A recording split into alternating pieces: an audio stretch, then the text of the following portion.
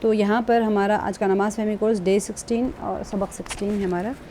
تو اس کے اندر حدیث مبارکہ شروع کر لیتے ہیں کہ حضور اقدس صلی اللہ علیہ وسلم سے کسی نے حق تعالی شانہ کا ارشاد ان الصلاۃ تنہا کے بارے میں پوچھا. قرآن پاک کی آیت ہے ان الصلاۃ تنہا عن الفحشاء والمنکر. تو آپ بے شک نماز روکتی ہیں. ان الصلاۃ تنہا یعنی روکتی ہیں کس چیز سے؟ بے حیائی. عن الفحشاء والمنکر بے حیائی اور ناشائستہ حرکتوں سے کے متعلق دریافت کیا. تو حضور صلی اللہ علیہ وسلم نے ارشاد فرمایا کہ جس شخص کی نماز ایسی نہ ہو اور اس کو بے حیائی اور ناشائستہ حرکتوں سے نہ روکے وہ نماز ہی نہیں ہے. ایک انسان ہے اس کے اندر بہت سارے گناہ ہیں، بہت سارے گناہ کرتا ہے وہ. اب اسے نہیں پتہ کہ میں سب سے پہلے کون سا گناہ نکالوں. ٹھیک ہے، اب وہ کیا کرے گا؟ اب جیسے کسی گھر میں چوہے بھر گئے تو ایک چوہے کو پکڑ کے نکالنے کے بجائے وہ کیا کرے گا؟ بلی پال لے گا. بلی کی ایک میاؤں سے وہ سارے چوہے بھاگ جاتے ہیں.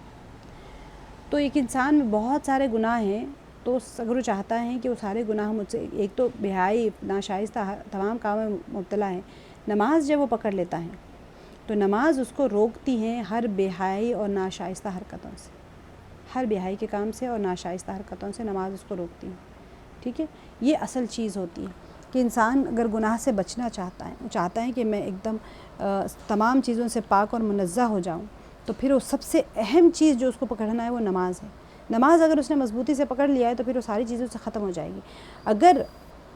اگر کوئی انسان کے ساتھ جب انہوں نے دریافت کیا تو حضور صلی اللہ علیہ وسلم فرمایا کہ جس شخص کی نماز ایسی نہ ہو کہ اس کو بے حیائی اور ناشائستہ حرکتوں سے نہ روکے تو وہ نماز ہی نہیں ہے.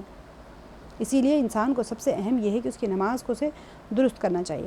ہم نے نماز کے شرائط دیکھے تھے، ایک بار ریوائز کر لیتے ہیں کہ نماز کی باہر 7 فرائض ہیں جنہیں شرائط کہتے ہیں: بدن کا پاک ہونا، کپڑوں کا پاک ہونا، ستر کا چھپانا، جگہ کا پاک ہونا، نماز کا وقت ہونا، قبلے کی طرف رخ کرنا اور نیت کرنا. ٹھیک ہے، یہ 7 چیزیں تھیں نماز کے باہر کی جسے ہم فرائض کہتے ہیں، اور نماز کے اندر کی 6 فرائض ہیں جنہیں ہم ارکان کہتے ہیں. شرائط اور ارکان: بدن کا پاک ہونا، کپڑوں کا پاک ہونا، ستر کا چھپانا، جگہ کا پاک ہونا، نماز کا وقت ہونا، قبلے کی طرف رخ کرنا، نیت کرنا. یہ 7 میں سے اگر ایک بھی نہیں کیا تو آپ کی نماز نہیں ہوئی، کیونکہ یہ شرائط میں سے. اچھا، نماز کے اندر جو 6 فرائض ہیں جن کو ہم ارکان کہتے ہیں وہ کیا ہے؟ تکبیر تحریمہ یعنی اللہ اکبر کہنا، قیام کرنا یعنی سیدھا کھڑا ہونا، ٹھیک ہے، اور قرأت کرنا یعنی قرآن مجید پڑھنا، رکوع کرنا یعنی کہ انسان ہم جو رکوع میں جاتے ہیں، پھر دونوں سجدے کرنا، اور قائد آخرہ میں تشہد کی مقدار بیٹھنا. یہ ارکان میں سے اگر ان میں سے کوئی بھی رکن نہیں ہوا تو پھر آپ کی نماز نہیں ہوئی، نماز لوٹانی پڑے گی. ہم نے اس کو ڈیٹیل میں ڈسکس کر لیا تھا. اچھا، نماز کے واجبات بھی ہم نے کیے تھے، میں یہاں پر ابھی ریوائز نہیں کروں گی آپ لوگوں کو. نماز کے 13 جس میں سے 12 واجبات تھے عورتوں کے لیے، بلکہ 11 تھے، 12 13 14 مردوں کے لیے تھے. یہ پھر بھی ایک بار چلیں کر لیتے ہیں. وہ چیزیں جو اگر بھولے سے چھوٹ جائیں، پہلے فرض نماز کی صرف پہلی 2 رکعتوں میں سورہ فاتحہ پڑھنا، اور باقی تمام نمازوں کی ہر رکعت میں سورہ فاتحہ پڑھنا، یہ واجب ہے. اور فرض نماز کی صرف پہلی 2 رکعت میں سورہ فاتحہ کے بعد میں کوئی سورہ ملانا، یہ واجب ہے. اور باقی تمام نمازوں کی ہر رکعت میں سورہ فاتحہ کے بعد سورہ ملانا واجبات میں سے ہے. اگر یہ بھول جائے تو سجدے سہو سے نماز درست ہو جائے گی. سورہ فاتحہ کو سورے سے پہلے پڑھنا، ضم سورہ ملا رہے ہیں تو اس سے پہلے سورہ فاتحہ پڑھنا، اور قرأت کے بعد، ٹھیک ہے، رکوع اور رکوع کے بعد سجدے میں ترتیب قائم رکھنا. قرأت کیا، رکوع کے بعد سجدہ کیا، یہ ترتیب ہے، آگے پیچھے نہیں کرنا ہے. سجدہ کر کے پھر رکوع نہیں کرنا ہے. قوما کرنا یعنی رکوع سے اٹھ کر سیدھا کھڑا ہونا واجبات میں سے ہے. اگر رکوع سے سیدھا نہیں کھڑا ہو کر سجدے میں چلا گیا انسان تو پھر نہ واجب ختم ہو گئی، وہاں پر واجب ٹوٹ گئی، بھول گیا بندہ تو پھر سجدے سہو سے نماز درست کر سکتا ہے. اگر جان بوجھ کے کوئی واجب کو چھوڑ دیا تو پھر نماز ختم ہو گئی، فاسد ہو گئی، آپ کو دوبارہ لوٹانا پڑے گا. جلسہ کرنا یعنی 2 سجدوں کے درمیان میں اطمینان سے بیٹھنے کو جلسہ کرنا کہتے ہیں. تو وہ جلسہ کرنا واجبات میں سے اگر کوئی جلسہ نہیں کر رہا، ایک سجدہ اٹھایا تھوڑے سے اٹھا کے پھر بیٹھ گیا، سجدے میں چلے گیا تو اس نے واجب کو ترک کیا. اسی وجہ سے سجدے سہو کے ذریعے سے اس کی نماز درست ہو سکتی ہے. اگر جان بوجھ کے کیا تو پھر نماز لوٹانی پڑے گی. 7واں ہے تعدیل ارکان یعنی رکوع سجدہ وغیرہ اطمینان سے اچھی طرح ادا کرنا. یہ آپ کا 7واں واجب ہے۔ قاعدہ اولا یعنی 3 اور 4 رکعت والی نماز میں 2 رکعت کے بعد میں تشہد پڑھنے کی مقدار بیٹھنا، یہ آپ کا واجبات میں سے ہے۔ اور دونوں قاعدے میں تشہد ایک تو تشہد کی مقدار بیٹھنا اور دونوں قاعدوں میں تشہد پڑھنا بھی آپ کو واجبات میں سے ہے۔ اگر کوئی انسان بیٹھ کے تشہد کی مقدار بیٹھ تو گیا لیکن تشہد کی جگہ پر اس نے سورہ فاتحہ پڑھ دی، تب بھی سجدہ سہو کرنا پڑے گا۔ نماز وتر کی تیسری رکعت میں دعا قنوت پڑھنا اور لفظ سلام سے نماز ختم کرنا، یہ عورتوں کے 11 واجبات ہیں، ٹھیک ہے۔ اچھا، سجدہ سہو کیسے، میں نے آپ کو بتایا تھا، سہو کا مطلب ہوتا ہے بھول جانا۔ اگر کوئی انسان نماز میں کوئی واجبات میں سے کوئی رکن بھول جائے، واجب فرائض کو بھول جائے تو نماز لوٹانی ہوگی۔ سطر کھلا ہے، میں نے آپ کو سطر کے سارے ہم نے کر لیا ڈسکشن، بدن کا کپڑے کا پاک ہونا، بدن کا پاک ہونا، سطر کیسے ڈھانکنا ہے، قبلے کا رخ کرنا، نیت کا کیسے ہونا، یہ سارا ہم نے آلریڈی مسائل، احکام و مسائل میں ہم نے ڈسکس کر لیا ہے اس کو سارا کچھ۔ اچھا، سہو کسے کہتے ہیں؟ بھول جانے کو۔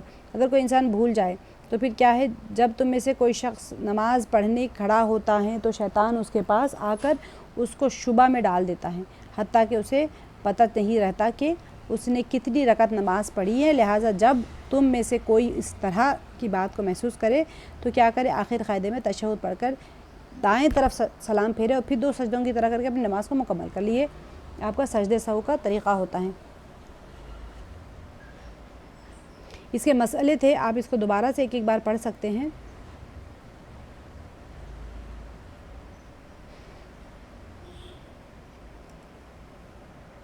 اچھا، نماز کے مفسدات ہم نے کیا تھا، جن وجوہات سے نماز ٹوٹ جاتی ہے۔ نماز کی حالت میں بات کرنا، جان کر ہو یا بھول کر، تھوڑی ہو یا زیادہ ہو، کچھ بھی بات کیا نماز ٹوٹ گئی۔ نماز سے باہر والے کسی شخص کی دعا پر آمین کہنا اور کسی درد یا تکلیف کی وجہ سے کراہنا نماز کے اندر، اور قرآن شریف دیکھ کر پڑھنا، اور قرآن مجید پڑھنے میں ایسی غلطی کرنا کہ جس سے معنی خراب ہو جائیں، اور چھٹی ہے نماز کی حالت میں کوئی ایسا کام کرنا جس کی وجہ سے دیکھنے والے کو یہ لگے کہ یہ نماز نہیں پڑھ رہا ہے، یہ بھی مفسدات میں سے ہے۔ اور نماز پڑھتے ہوئے کوئی چیز کھا لینا اور قبلے کی طرف سے بغیر عذر کے سینہ پھیر لینا، تھوڑا سا چہرہ ہٹ جائے کوئی بات نہیں، سینہ پورا پلٹ گیا تو آپ کا قبلے کا بھی ہم نے سارے احکامات دیکھ لیے تھے کہ تحری کیسے کرنا ہے، وہ سارا کچھ۔ ناپاک جگہ پر سجدہ کرنا، نماز میں کوئی فرض چھوڑ دینا یا امام کی جگہ سے آگے بڑھ جانا، یہ تمام مفسدات صلات ہے جو جان بوجھ کے اگر کوئی بندہ کر رہا ہے تو پھر اس کی نماز ٹوٹ جائے گی۔ مسافر کی نماز ہم نے کیا تھا کہ جب کوئی، اچھا آج کریں گے، مسافر کی نماز میں نے آپ کو نہیں کرایا تھا، آج کریں گے۔ جب کوئی شخص 48 میل یا پھر 78 کلومیٹر سفر کرنے کا ارادہ کر کے آبادی سے باہر نکلے تو وہ شریعت کی نظر میں مسافر ہو جائے گا۔ آبادی سے باہر نکلا، ٹھیک ہے، 48 مائلز یا پھر 78 کلومیٹر سفر کرنے کا ارادہ کیا۔ اب یہاں سے 78 کتنا ہے، آپ آج کل دیکھ لیں کہاں تک جاتا ہے۔ آپ نے سفر کرنے کے ارادے سے آپ آبادی سے باہر نکل گئے تو شریعت کی نظر میں آپ مسافر ہو جائیں گے، چاہے یہ سفر گھنٹوں میں طے ہو چاہے منٹوں میں طے ہو۔ آپ کار میں چلے گئے، آدھے گھنٹے میں پہنچ، کوئی بات نہیں، جیسے ہی آپ وہ لمٹ کراس کر گئے، آپ سفر کی نیت سے اگر آپ گئے ہیں، ٹھیک ہے۔ سفر کا ارادہ بھی بہت ضروری ہوتا ہے، آپ سفر کے ارادے سے نہیں گئے، وہاں سے ترکاری لے کے گھر کو آنا ہے تو آپ کا سفر نہیں ہوا وہ۔ مسافر کے لیے نماز میں قصر کا حکم۔ اب مسافر ظہر، عصر اور عشاء کی فرض نمازوں میں قصر کرے، ٹھیک ہے۔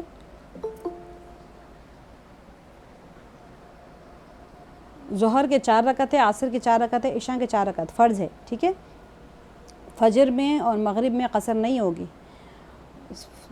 ظہر، عصر اور عشاء کی فرض نمازوں میں قصر کرے، یعنی فرض کی 4 رکعتوں کی جگہ 2 رکعتیں پڑھے۔ فجر، مغرب اور وتر کی نمازیں اپنی حالت پر پڑھے، ٹھیک ہے، اور سنتیں پڑھنے کا موقع ملے تو پوری پڑھے، اگر موقع نہ ہو تو سنتوں کو چھوڑنے کا اختیار ہے۔ البتہ فجر کی سنت کا اہتمام کرنا چاہیے، ٹھیک ہے۔ سنت موقدہ 12 رکعت جو ہوتے ہیں اگر پڑھنے کا موقع ہے تو پڑھ سکتے ہیں، لیکن فجر کی سنت کا اہتمام کریں، اور سنتوں کا نہیں پڑھ سکتے ہیں سفر کی وجہ سے تو پھر آپ اس کو چھوڑ سکتے ہیں، چھوڑنے کا اختیار ہے۔ اب مسافر، اس کا مسئلہ دیکھیں، مسافر ظہر، عصر اور عشاء کی نماز 4 رکعت جان بوجھ کر پڑھے تو وہ گنہگار ہوگا، بہت اہم بات ہے یہ. لوگ کیا کرتے ہیں زیادہ ثواب کمانے کے لیے کہتے ہیں ہم نماز قصر کو ہم پوری پڑھتے ہیں, نماز قصر نہیں کرتے ہیں اور ہم پوری پڑھنا چاہتے ہیں تو وہ گنہگار ہوں گے, کیونکہ جب اللہ تعالیٰ نے رخصت دی ہیں تو آپ کو اس رخصت کو اختیار کرنے میں ہی ثواب ہے. آپ سوچیں گے کہ میں عزیمت کے پہلو لوں گی اور پوری نماز پڑھوں گی تو گنہگار ہوں گے. اگر بھول کر 4 رکعت پڑھ لیا اور دوسری رکعت میں بیٹھ کر تشہد پڑھ لیا تو 2 رکعت اس طرح سے پڑھ لیا تو 2 رکعت جو ہے فرض ہو گئیں اور 2 رکعتیں نفل ہو جائیں گی. البتہ آخری میں سجدے سہو کرنا واجب ہوگا. اگر بھول کے 4 رکعت پڑھ لیا آپ نے, دوسرے پہ تشہد کے لیے بیٹھے تو پھر اب یہ ہو جائے گا کہ 2 رکعت آپ کے اس میں شمار ہو جائیں گے اور 2 رکعت نفل بھی شمار ہو جائیں گے. لیکن آخری رکعت میں آپ سجدے سہو پڑھ لینا چاہیے. اگر مسافر جب تک کسی جگہ 15 دن ٹھہرنے کی نیت نہیں کرے تو پھر اس وقت تک قصر کرتا رہے. جب کسی جگہ 15 دن ٹھہرنے کی نیت کر لے تو اس وقت پوری نماز پڑھے. دیکھیں کیا ہوتا ہے مسئلہ, آپ کہیں گئے یہاں سے کسی کے گھر میں, ٹھیک ہے, اب آپ گئے 3 دن کے لیے, یہاں سے کہیں بھی چلے جائیں, 15 یعنی 78 کلومیٹرز کراس کر کے چلے گئے تو آپ مسافر ہو گئے, سفر کی نیت سے گئے آپ. تو وہاں پر آپ سوچ رہے ہیں کہ میں 3 دن ان کے پاس رک کے گھر چلی جاؤں گی, ٹھیک ہے, تو پھر آپ قصر کریں گے نماز کو. کون سی نمازوں کو؟ ظہر, عصر اور عشاء, یہ 3 نمازوں کو آپ 4 رکعت والی نماز کو 2 رکعت کریں گے. سنتیں آپ پورے پڑھیں گے. اگر سفر میں ہے, سنتیں پڑھنے مشکل ہو رہی تو سنتیں چھوڑ سکتے, اس کا اختیار ہے, لیکن فجر کی نماز کا اہتمام کیا کریں, فجر کی سنتوں کا. اب یہاں پر کیا ہو رہا ہے, آپ کسی کے گھر گئے, ٹھیک ہے, 3 دن میں چلا جاؤں گا سوچ کے آپ, تو پھر آپ قصر کریں گے. اگر آپ نے کہا کہ میں یہاں 15 دن یا 1 مہینہ رکنے والی ہوں تو پہلے دن سے ہی آپ نے پوری نماز پڑھنی ہے, قصر نہیں ہوگی. اگر کوئی بندہ یہ سوچے کہ میں یہاں پر 3 دن, اب آپ نے 15 دن کی نیت نہیں کی, وہیں پر رکے ہوئے ہیں 15 دن, 3 دن 3 دن 3 دن 3 دن کر کے 1 سال تک رک گئے, تب بھی 1 سال تک آپ قصر کرتے رہیں گے. دا مومنٹ آپ نے 15 دن کی نیت کر لی تو آپ قصر ختم, آپ کی پوری نماز پڑھنی ہوگی. لیکن واقع میں اللہ تعالیٰ دلوں کا حال جانتا ہے. اگر آپ سوچیں کہ چھوٹی نماز کرنے کے لیے میں نیت ہی نہیں کرتی ہوں تو بھی اللہ تعالیٰ جانتے ہیں. جب مسافر اپنی بستی کی حد سے باہر نکل جائے تو وہاں سے قصر شروع کرے. یہ نہیں کہ گھر میں سے نیت کر نماز شروع کر دی. مسافر اپنی بستی سے باہر نکلنا چاہیے. اب آج کل بستی پتہ نہیں کس چیز کو کہتے ہیں, بستیاں ختم ہی نہیں ہوتی ہیں کہیں سے. اگر سفر میں کسی کی نماز قضا ہو جائے تو گھر پہنچ کر ظہر, عصر اور عشاء کی 2 ہی رکعتیں قضا پڑے گا. کسی نے پوچھا تھا ریسنٹلی یہ مسئلہ, اگر قصر کی نماز کی قضا ادا کرنی ہے تو پھر وہ کتنے پڑھے گی؟ 2 رکعت ہی پڑھیں, کیونکہ اس کے اوپر واجب ہی اتنے ہوئے تھے, نماز 2 رکعت ہی واجب ہوئے تھے, تو پھر قضا بھی اتنی ہی ادا ہوگی. اچھا, مسئلہ یہ ہے کہ اگر مسافر کسی مقیم امام کے پیچھے نماز پڑھے, مقیم یعنی وہ جگہ آپ جہاں پر گئے ہیں رکنے کے لیے, آپ تو مسافر ہے لیکن وہاں کے جو امام نماز پڑھانے وہ تو مقیم ہیں, تو پھر اس امام کے ساتھ 4 رکعت پوری پڑھے گا. امام کی اقتداء میں جب پڑھ رہا ہے مقتدی, تو پھر امام اگر 4 رکعت پڑھ رہے ہیں تو آپ بھی 4 رکعت پڑھیں گے, ٹھیک ہے. اب مسافر بیمار نہ ہو تو اس کے لیے ٹرین وغیرہ میں فرض نماز بیٹھ کر پڑھنا جائز نہیں ہے. تحری کریں, سجدے کا معلوم کریں, قبلے کا معلوم کریں اور پڑھ لیں. اگر مسافر بیمار نہیں ہے تو پھر ٹرین میں بیٹھ کر نماز پڑھنے کا کوئی جواز نہیں بنتا. آگے جو ہے بیمار کی نماز دیکھ لیتے ہیں. مسافر کی نماز امید ہے آپ لوگ کو سمجھ آ گئی, تھوڑا سا نوٹس بھی دیکھ لیں گے تو آپ لوگ کو انشاءاللہ سمجھ آ جائے گا. بیمار کی نماز دیکھ لیتے ہیں. نماز دین کا ستون ہے, ہر حال میں نماز پڑھنا ضروری ہے. اب بیماری کی حالت میں بھی نماز معاف نہیں ہوتی, البتہ اس میں کچھ سہولت ضرور ہو جاتی ہے, اور وہ سہولت یہ ہے کہ بیمار آدمی اگر کھڑے ہو کر نماز نہیں پڑھ سکتا تو بیٹھ کر پڑھ لے, اور اگر بیٹھ کر بھی نہیں پڑھ سکتا تو لیٹ کر پڑھ لے, ٹھیک ہے. اب کن حالات میں بیٹھ کر نماز پڑھنا جائز ہے وہ بھی دیکھ لیتے ہیں. بیمار میں کھڑے ہونے کی طاقت نہ ہو, اتنا بیمار ہے کہ کھڑے ہونے کی اب طاقت ہی نہیں, کھڑا ہو تو چکر آ کے گر جا رہی, وہ صورت میں آپ بیٹھ کے نماز پڑھ سکتے ہیں. کھڑے ہونے سے سخت تکلیف ہوتی ہیں, کھڑے ہونے سے سخت تکلیف محسوس ہوتی ہے, تو پھر ایسی صورت میں بیٹھ کر پڑھ سکتے ہیں. بیماری کے بڑھ جانے کا اندیشہ ہو, کوئی انسان نماز پڑھ رہا ہے, بیماری کے بڑھ جانے کا اندیشہ ہو, کسی کا سوال ہو تو میں کلاس کے اینڈ میں بتا دوں گی آپ لوگوں کو. بیماری کے بڑھ جانے کا اندیشہ ہو, کسی کو گھٹنوں میں بہت درد ہے, وہ کھڑے ہو کے نماز پڑھے, سجدے میں جا رہے کھڑے ہو رہے, تو بیماری کے بڑھ جانے کا اندیشہ ہو تو آپ بیٹھ کے پڑھ سکتے ہیں, عذر ہے آپ کا شرعی.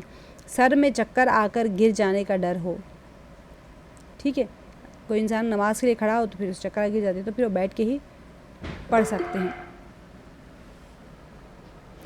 اچھا, 5th پوائنٹ ہے کھڑے ہونے کی طاقت تو ہو لیکن رکوع سجدے کی طاقت نہ ہو. ایک انسان کھڑا تو ہو سکتا ہے, رکوع سجدہ نہیں کر سکتا, تو ان سب صورتوں میں بیٹھ کر نماز پڑھنا جائز ہے. بیٹھنے کے طریقے میں شریعت نے بھرپور رخصت دی ہے. جس طرح بھی بیٹھنے میں آسانی ہو اس طرح بیٹھ کر نماز پڑھنے کی اجازت ہے. جیسے کہ آلتی پالتی مار کر بیٹھتے, جیسے ہم روزانہ بیٹھتے ہیں, یا پھیلا کر بیٹھیں, یا دیوار یا کسی چیز کا سہارا لے کر. البتہ اگر زیادہ تکلیف نہ ہو تو افضل یہ ہے کہ تشہد کی حالت میں جس طرح بیٹھتے ہیں اسی طرح بیٹھ کر نماز ادا کریں. پھر اگر بیٹھ کر نماز پڑھنے کی حالت میں رکوع سجدہ کر سکتے ہیں تو رکوع سجدہ کرے.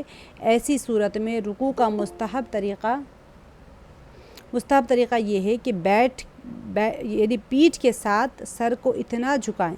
دیکھیں, اگر بیٹھ کر کوئی بندہ نماز پڑھ رہا ہے, بیٹھ کے نماز پڑھنے کی حالت میں کیا کرے, رکوع سجدہ تو کر سکتا ہے تو رکوع سجدے کرے. ایسی صورت میں رکوع کا مستحب طریقہ یہ ہے کہ پیٹھ کے ساتھ سر کو اتنا جھکائیں کہ سر گھٹنوں کے سامنے آ جائے. ویسے تو سر اور پیٹھ معمولی جھکا دے تب بھی رکوع ہو جائے گا, اور سجدہ اسی طرح کرے جس طرح ایک تندرست آدمی زمین پر کرتا ہے. بیٹھ کے پڑھنے والا سجدہ کر لے سر رکھ کے, لیکن رکوع کے لیے کیا کرے, تھوڑا سا جھکے کہ گھٹنوں تک آپ کا سر آ جائے.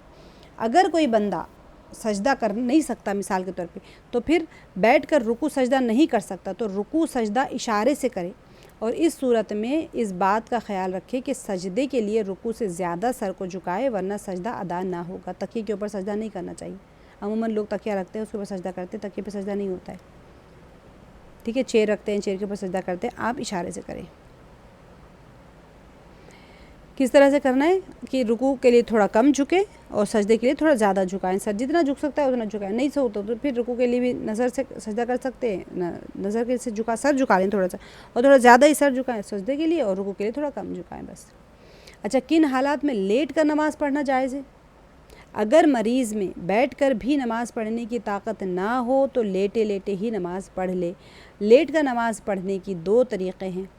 ایک تو چت لیٹے, ٹھیک ہے, اور پاؤں قبلے کی طرف کر لے, لیکن پھیلانا نہیں چاہیے. گھٹنے کھڑے رکھے اور سر کے نیچے تکیہ لگائے. اب پیر آپ کے قبلے کی طرف ہو تو ایسے پھیلائے نہیں, تو گھٹنے کھڑے کر لینا چاہیے اور سر کے نیچے تکیہ رکھنا چاہیے تاکہ چہرہ قبلے کی طرف ہو جائے. اور رکوع سجدے کے لیے سر جھکا کر اشارے سے نماز پڑھے, یہ صورت افضل ہے. کروٹ پر لیٹ کر چہرہ قبلے کی طرف کر لے, البتہ دائیں کروٹ پر لیٹنا افضل ہے. کروٹ پر لیٹ کر آپ کا چہرہ جو ہے سجدے کی طرف کر لے تو دائیں رائٹ سائڈ پہ لیٹنا افضل ہے. جب لیٹ کر سر سے اشارہ بھی نہ کر سکے تو نماز مؤخر کرے. ایک انسان لیٹنے کے بعد بھی سر سے اشارہ نہیں کر سکتا تو نماز مؤخر کر دے. پھر اگر ایک رات دن 5 نمازوں سے زیادہ اس کی یہی حالت رہی تو چھوٹی ہوئی نمازوں کی قضا اس کے ذمہ نہیں ہے. اور اگر اس میں ایک دن رات یا اس سے کم میں سے سر اشارہ کرنے کی بھی طاقت آ گئی تو چھوٹی ہوئی نمازوں کی جو 5 نمازیں ہیں ان کی قضا ادا کرے. ٹھیک ہے, یعنی آپ لیٹ کے بالکل سر بھی نہیں ہلا پا رہے, گردن میں فریکچر ہے, کچھ اس طرح کا ہے, تو پھر آپ لیٹ کے نہیں ہلا سکتے تو اس کی وہ حالت میں نماز ہے اس کی فوت ہو جائے گی. اشارہ بھی کر سکتے ہیں تو کر لیں, کچھ بھی نہیں کر سکتے, کبھی ہوتا ہے اس طرح کنڈیشن, اللہ نہ کرے کبھی کسی کے ساتھ ایسا ہو. تو مطلب یہ ہے کہ نماز کسی حالت میں معاف نہیں ہے. سب سے اہم بات یہ ہے کہ نماز کسی حالت میں معاف نہیں ہے. جو ہم ایسے ہی چھوڑ دیتے نمازیں, ایسے ہی پتہ نہیں کیا بہانے ہوتے ہیں ہمارے, اور نماز چلی گئی ہماری. نماز کے لیے لیٹ کر بیٹھ کر اللہ تعالیٰ نے ہر طریقے سے رخصت دی ہوئی ہے نماز میں. سفر میں ہے تو اب رخصت دے دی ہے نماز میں ہر طریقے سے, الا یہ کہ بندہ نماز پڑھنے کی حالت میں نہ ہو, حیض ہو, نفاس ہو تو خیر الگ بات ہے.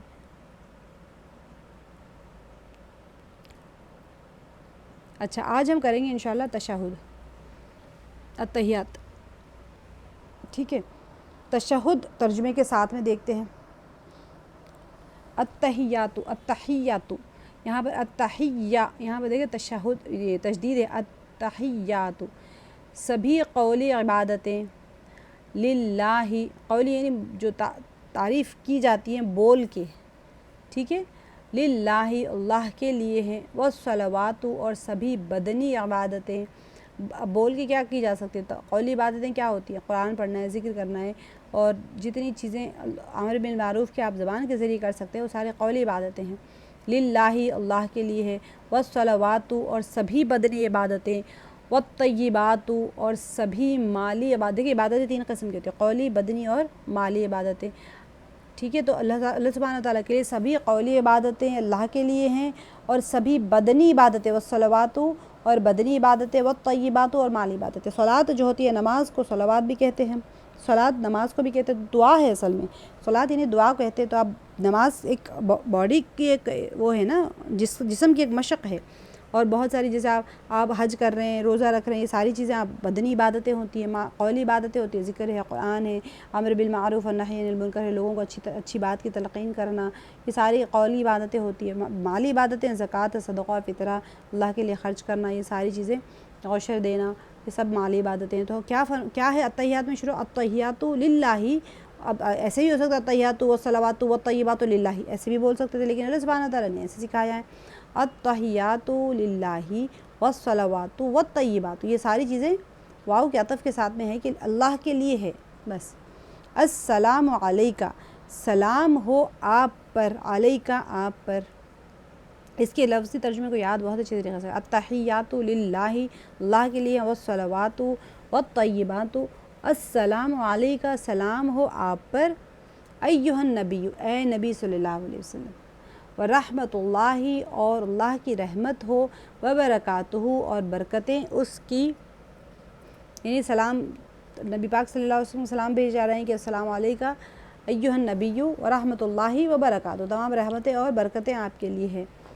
اب یہاں پر السلام علینا، سلام ہو ہم پر، سلام جو ہم پر، سلام ہو آنا چاہیے یہاں پر، سوری، سلام ہو ہم پر، وعلی عباد اللہ الصالحین اور اللہ کے نیک بندوں پر، اشہد میں گواہی دیتا ہوں، سلام ہو ہم پر اور اللہ کے صالحین پر، اللہ کے نیک بندوں پر، اشہد اور میں گواہی دیتا ہوں، ان لا الہ کہ نہیں ہے کوئی معبود الا اللہ سوائے اللہ کے، واشہد ان اور میں گواہی دیتا ہوں، محمد صلی اللہ علیہ وسلم خوب تعریف کیا ہوا، محمد کا معنی ہوتا ہے خوب تعریف، حمد میں نے بتایا تعریف کرنا یا تعریف، محمد خوب تعریف کیا ہوا، تو یہاں پر ہے محمد صلی اللہ علیہ وسلم، واشہد ان محمدً عبدہ اس کے بندے، ورسولہ اور اس کے رسول، بس اتنا ہی تحیات ہے۔ آپ نے ایک بار تشہد کی کیفیت میں نے آپ کو نہیں بتایا تھا، التحیات کے معنی کا دھیان رکھتے ہوئے پوری یکسوئی کے ساتھ میں تشہد پڑھیں، ٹھیک ہے، اور ہر نماز میں التحیات، صلوات طیبہ، التحیات میں التحیات والصلوات والطیبات اللہ تعالیٰ کے آگے پیش کر رہے ہیں، تو جائزہ لیں کہ میری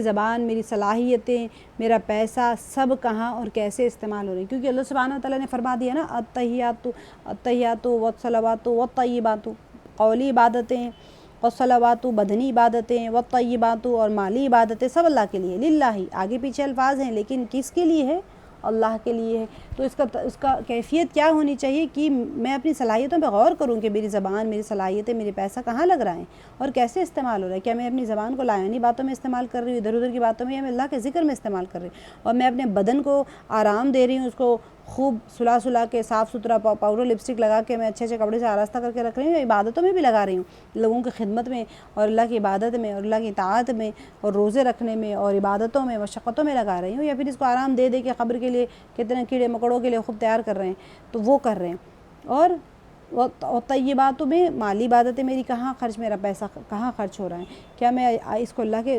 فرمانبرداری میں، اللہ کے احکامات کے بتائے ہوئے راستے پہ خرچ کر رہے ہیں، یا پھر اپنی نفس کو موٹا کرنے کے لیے، اپنے خواہشات نفسانی کے لیے میں استعمال کر رہی ہوں۔ سلامتی کی دعا ہم صالحین کے لیے کر رہے ہیں، تو صالح و نیک بننے کی کوشش بھی صالحین اور نیک بننے کی کوشش بھی ہم کر رہے ہیں، اور صالحین سے اپنا تعلق اور دوستانہ بھی اچھا بنائیں، اس سے دین پر چلنے میں آسانی ہوگی۔ صالح نیک بندے جو ہوتے ہیں، یہاں پر جو ہم دعا میں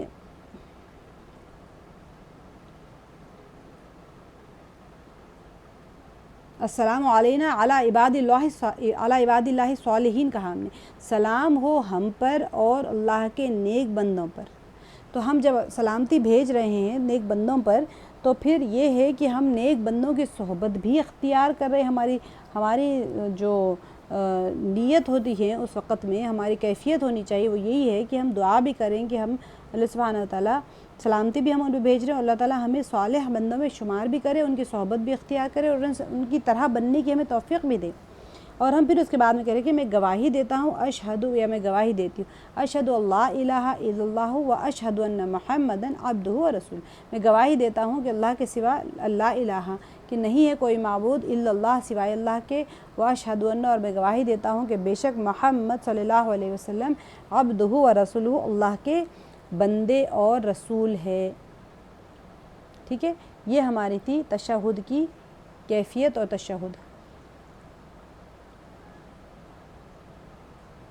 اچھا، آج سے ہم جو ہے تھوڑے ورڈز عربی گرامر کے سیکھتے ہیں، آپ لوگ بھی کوشش کریں، یہ قرآن پاک میں بہت بار استعمال ہوتے ہیں۔ یہ سمت جسے ہم کہتے ہیں ڈائریکشنز، ٹھیک ہے، قرآن پاک میں بہت باری استعمال ہوتے ہیں۔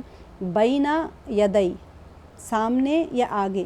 اب آپ کہتے ہیں بینا یدئی، ہاتھوں کے درمیان میں، تو یہ ایسے نہیں ہے کہ قرآن پاک میں جو آتے ہیں من بین یدئی، تو آپ آگے کیا بھیج رہے ہو، اعمال، تو آگے کی طرف آتا ہے، سامنے یا آگے کے معنی میں آتے ہیں۔ اور خلف جو کہتے ہیں وہ پیچھے کو کہتے ہیں۔ یہ ورڈز آپ لوگ تھوڑے یاد کریں، ہم 5-6 ورڈز میں آپ لوگوں کو دیتی رہوں گی، تو اس کو بھی آپ لوگ نظر میں رکھیں، یاد کرتے رہے، تو بہت سارے ورڈز آپ قرآن پاک کے بھی سیکھتے لگیں۔ فوقہ کہتے ہیں اوپر، تحتہ کہتے ہیں نیچے کو، تحت نیچے کو، اور یمین کہتے ہیں رائٹ ہینڈ کو، شمال کہتے ہیں لیفٹ ہینڈ کو، دائیں اور بائیں۔ ٹھیک ہے، 6 ڈائریکشن سے جو یوز ہوتے ہیں۔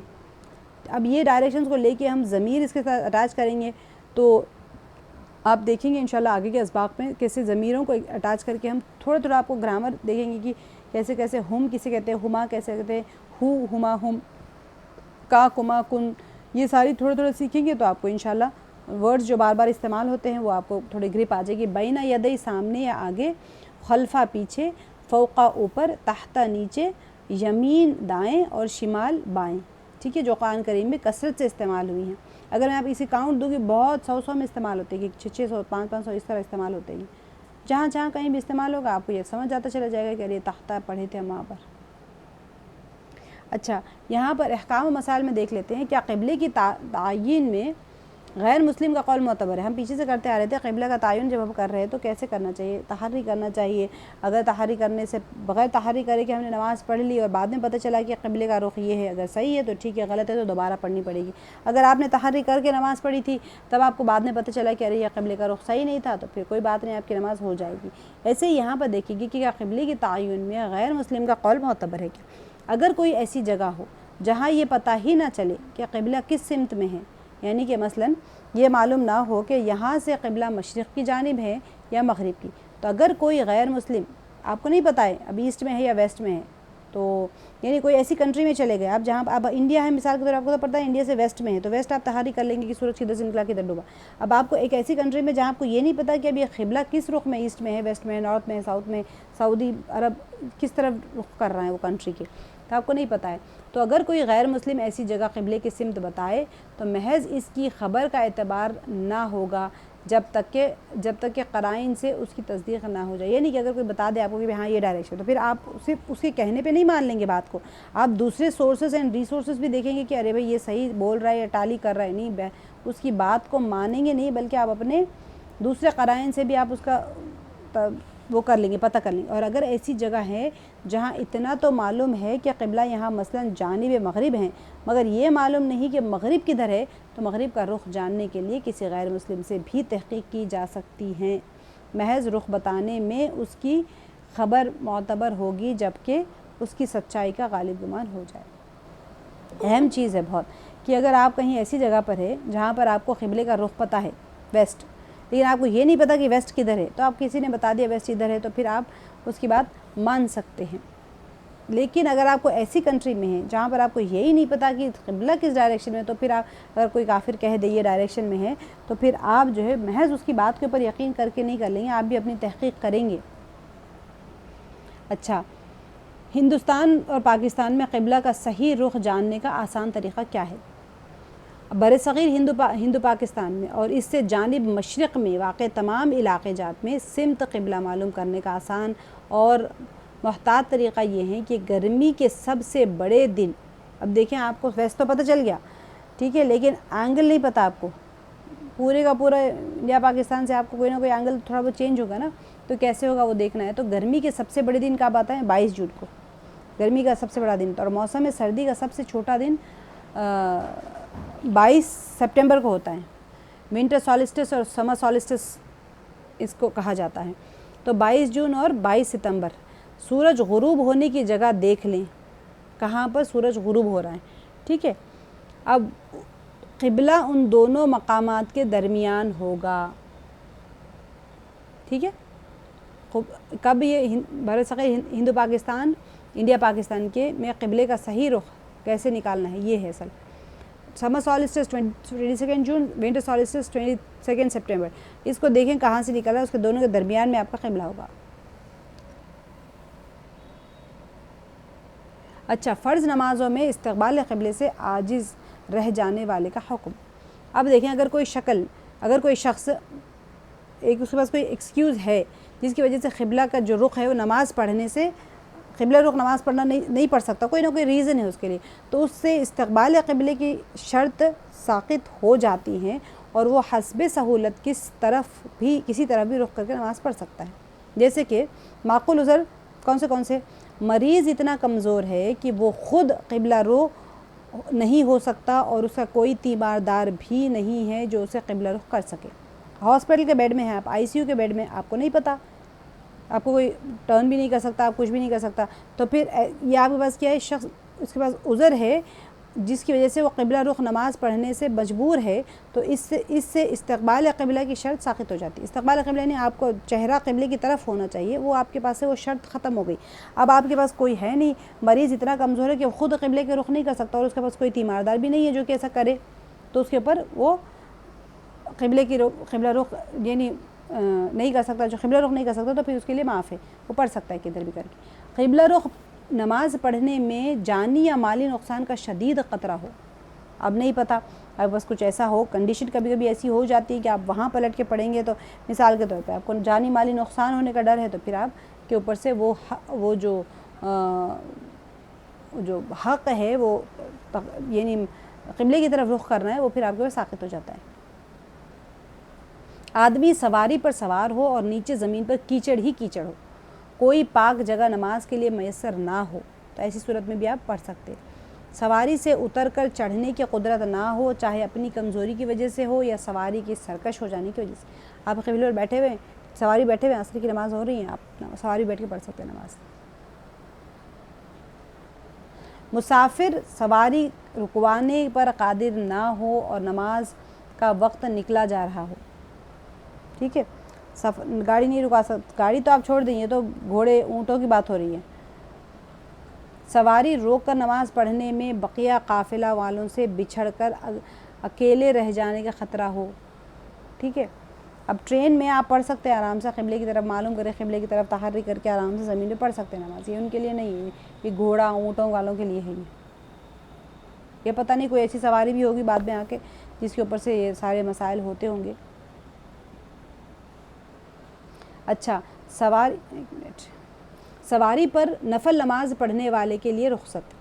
دوران سفر جس رخ پر سواری جا رہی ہو اس رخ پر نفل نماز پڑھنا بلا عذر بھی مطلقاً جائز۔ آپ کے پاس کوئی عذر ہی نہیں ہے، یہ ساری جو میں نے آپ کو پیچھے عذر بتائے تھے کہ مریض ایسا ہو یا پھر وہاں پر سواری کا رخ نہیں کر سکتے یا پھر نیچے کیچڑ ہو، یہ سارے ایکسکیوزز آپ کے پاس نہیں ہیں، پھر بھی آپ نفل نماز پڑھنا چاہ رہے ہیں، تو پھر کیا ہوگا، سواری کے اوپر سفر کر رہے ہیں اور اس رخ پر نفل نماز پڑھنا ہے تو پھر بلا عذر بھی مطلقاً جائز ہے، آپ بغیر کوئی ایکسکیوز کے پڑھ سکتے ہیں، مگر اس سے وہ سواری مراد ہے جس میں چلتے ہوئے قبلہ رخ نماز پڑھنے کی رعایت نہ رکھی جا سکتی ہو، جیسے کہ اونٹ ہو، گھوڑا ہو، موٹر سائیکل ہو وغیرہ۔